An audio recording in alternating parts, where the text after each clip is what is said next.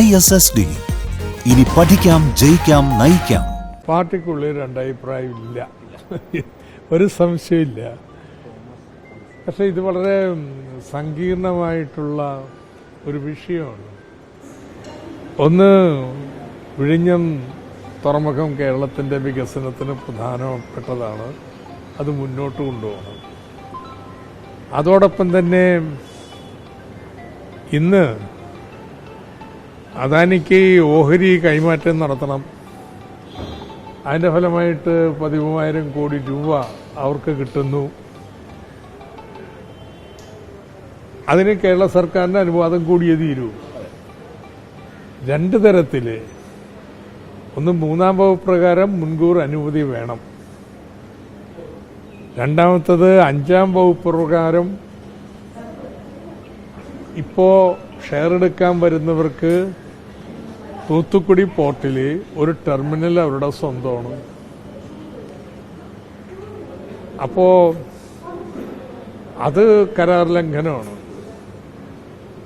അത് സംബന്ധിച്ച് വ്യക്തത വരുത്തേണ്ടതുണ്ട്. ഇതുവരെയും കേരള സർക്കാർ അതിനെക്കുറിച്ച് പറഞ്ഞിട്ടില്ല. അപ്പോൾ ഈ കാര്യങ്ങൾ വ്യക്തത വരുത്തണം, വരുത്തിയിട്ടത് മുന്നോട്ട് കൊണ്ടുപോകേണ്ടത്.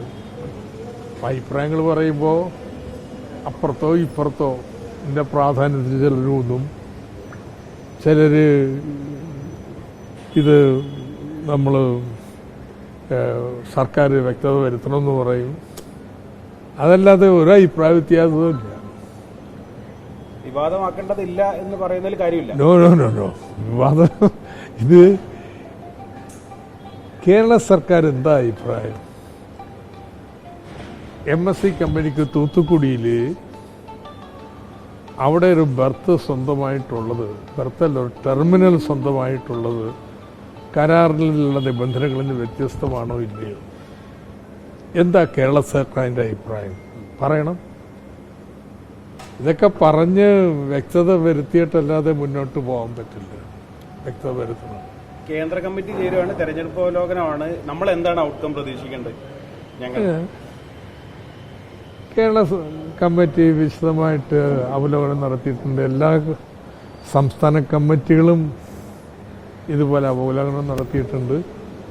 അതിനടിസ്ഥാനത്തിൽ കേന്ദ്ര കമ്മിറ്റി ഇത് പരിശോധിച്ച് കേന്ദ്ര കമ്മിറ്റിയുടെ ഒരു പ്രമേയം പാസ്സാക്കും.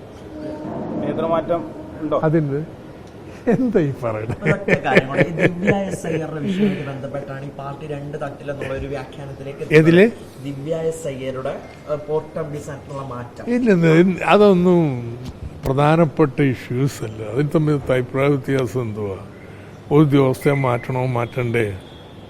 പക്ഷെ മാറ്റുമ്പോൾ ഇങ്ങനെ ഒരു നേരത്തെ ഒരു തർക്കം ഇത് സംബന്ധിച്ച് അദാനിയുമായിട്ട് അവിടുത്തെ CEO ഉണ്ടായിരുന്നെങ്കിൽ നിശ്ചയമായിട്ടും അതുമായിട്ട് ബന്ധപ്പെട്ടതാണോ എന്നുള്ള ചോദ്യം വരില്ലേ? അത് പ്രസക്തമായ ചോദ്യമല്ലേ എന്ന്.